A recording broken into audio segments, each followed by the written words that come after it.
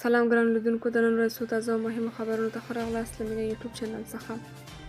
اتمر وایي د طالبانو پر ضد د جګړې پلوی نه یم، تجزیه د افغان ولس سره جفا ده او فدرالي نظام نه منو.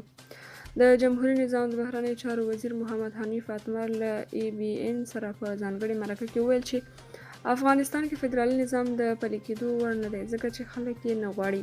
د نوموړي په وینا تجزیه د افغان ولس سره جفا ده او فدرالي نظام هم د منلو نه دی.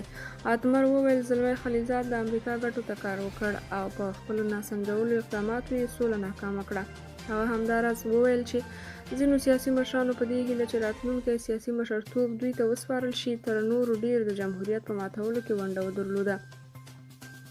اتمر زیاته کړه چې له طالبانو سره نارسمي تماس لري او هغوی خبر دي چې د ده سیاسي ملګری دننه فعالیت کوي. هغه وایي هیڅکله او په هیڅ ډول شرایطو کې د جګړې پلوی نه دی، مګر دا چې ټول افغان ملت له یو ځایي ګواښ سره مخامخ شي. اسلامي امارت وایي د رسمیت پیژندنې ټول معیارونه مو پوره کړي دي. په افغانستان کې د اسلامي امارت له بیا واکمنېدو څخه باندې 15 میاشتې تیریږي، خو تر اوسه د ګاونډیو هیوادونو په ګډون هیڅ هیواد د اسلامي امارت په رسمیت نه دی پیژندلی او د اسلامي امارت دویم مرستیال وایي چې اسلامي امارت له نړۍ سره تعامل او په وینا یې سرپرست حکومت د رسمیت پیژندنې ټول معیارونه پوره کړي دي. خو یو شمېر سیاسي څېرې په دې باور دي چې د دوحې د هوکړې لیک پلي کېدل، د نجونو د ښوونځیو پرانیستل او د ټول ګډونه حکومت جوړېدل به د اسلامي امارت د رسمیت پیژندنې لاره هواره کړي. که څه هم تر اوسه هیڅ هیواد اسلامي امارت په رسمیت نه دی پیژندلی، خو په کابل کې یو شمېر هیوادونو په ځانګړې توګه د هند، چین، ازبکستان، اروپایي ټولنې او متحده عربي اماراتو سفارتونه فعال دي.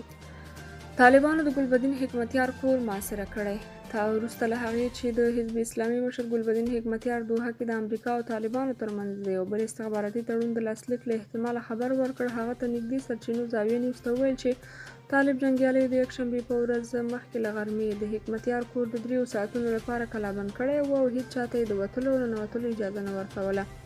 که څه هم د حکمتیار د کورنۍ یو غړي عبیدالله بهیر پر خپله ټویټر د محاصرې خبر رد کړ، خو سرچینې زاویه نیوز ته وویل لسګونه طالب جنګیالیو د حکمتیار کور کلابند کړی و. طالبانو دغه کار د پاکستان په دستور کړی.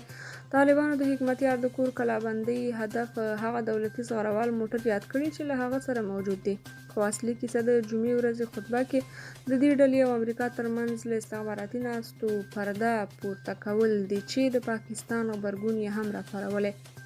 د زاویه نیوز د معلوماتو پر اساس ګلبدین حکمتیار همداراز د اسلامي جمهوري نظام پر مهال د ملي دفاع وزارت 8 جریبه ځمکه غصب کړې ده. سرچینې همداراز زیاته کړې چې د ګلبدین حکمتیار د شخصي ساتونکو او طالب جنګیالیو ترمنځ لفظي شخړه هم رامنځته شوې، خو د طالبانو د بهرنیو چارو وزیر امیر خان متقي په منځګړیتوب ستونزه د موقت وخت لپاره حل شوې ده. خو یو شمېر نورې سرچینې وایي چې طالبان پر ګلبدین حکمتیار د داعشیانو د ساتلو تور لګولی دی، نو له همدې امله یې ګلبدین کور محاصره کړی دی. سراج الدین حقانی د یونما مشرې ته د همکارۍ ډاډ ورکړی دی. د کورنیو چارو وزارت په یوې خبرپاڼه کې لیکلي دي چې د دغه وزارت سرپرست سراج الدین حقانی نن په افغانستان کې د ملګرو ملتونو د ځانګړي استازولۍ یا یونما له مشرې روزا اوټنبایوا او د افغانستان لپاره د ملګرو ملتونو د بشردوستانه مرستو له همغږي کوونکي رامز الکبروف سره لیدلي دي. دغه وزارت زیاته کړې ده چې روزا اوټنبایوا د دې لیدنې پر مهال په خوست او پکتیکا کې د زلزلې ځپلو لپاره د کورونو جوړېدو پروژې د امنیت ټینګښت برخه کې د کورنیو چارو وزارت مشرتابه ستاینه کړې ده. خبرپاڼه لیکي چې د کورنیو چارو وزارت سرپرست هم د ملګرو ملتونو د کاري خوندیتوب د امنیت ټینګښت او ورسره د نورو همکاریو برخه کې د یونما مشرې ته ډاډ ورکړی دی. د خبرپاڼې له مخې د کورنیو چارو وزارت سرپرست په افغانستان کې د ملګرو ملتونو د ځانګړي استازولۍ یا یونما په ګډون له هغو هیوادونو هم مننه کړې چې خوست او پکتیکا کې د زلزلې ځپلو لاسنیوی کړی او همکاري ورسره کړې.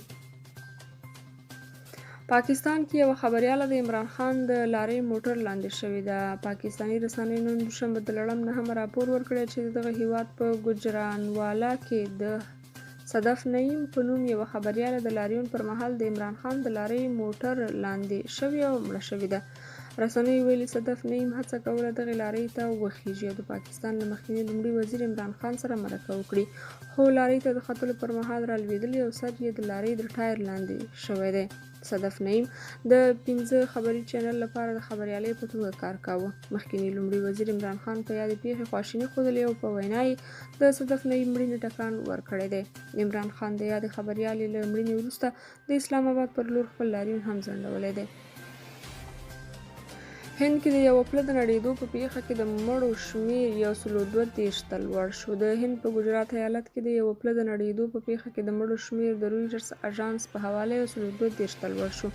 په لومړنیو راپورونو کې لږ تر لږه 120 کسانو د مړینې تایید وشو او ویره یې تله چې د وژل شوو کسانو شمېر لا پسې لوړ شي. د چارواکو په وینا پرون ماښام اکتوبر 10 د پل په نړېدو سره تر 400 ډېر کسان ماچو سیند ته ولوېدل. رسنیو د هندي چارواکو له قوله ویلي چې ډېر کسان د پله په ماتو شوو برخو کې بند پاتې دي چې له امله یې د ژغورنې چارې ستونزمنې شوې دي.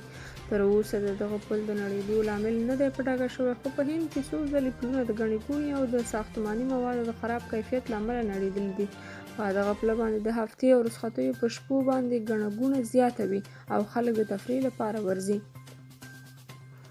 پخواني پوځي چارواکي وایي روسیې د اوکراین جګړې لپاره یو شمېر افغان کمانډویان ګمارلي. د افغانستان د پخواني پوځ ځینې لوړپوړي چارواکي تاییدوي چې یو شمېر افغان کمانډویان ځانګړي ځواکونه د روسیې لخوا د اوکراین د جګړې لپاره استخدام شوي. د پخواني نظام د دفاع وزارت د دفتر رئیس او د ظفر 207 قلي اردو قومندان جنرال عبدالرؤف ارغندیوال تاییدوي چې روسیه پلان لري زرګونه افغان ځانګړي ځواکونه استخدام کړي.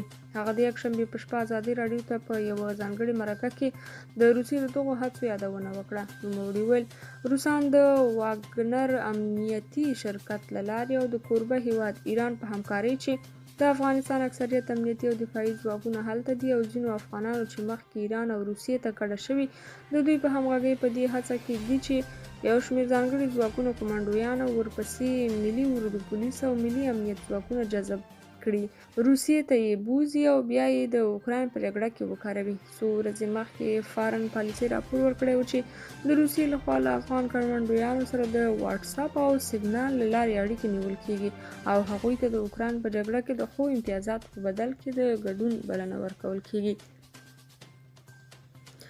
او وروستی خبر هم دا چې د اوسپنې پټلۍ اداره وایي روسیې څخه د قرارداد شوو توکو انتقال ته چمتووالی لرو. د اوسپنې پټلۍ اداره وایي له روسیې هیواد څخه د ریل ګاډو پر مټ د قرارداد شوو توکو د انتقال لپاره پوره چمتووالی لري.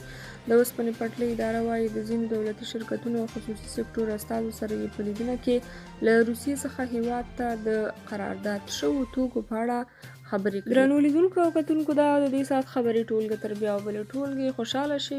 د خدای په امان.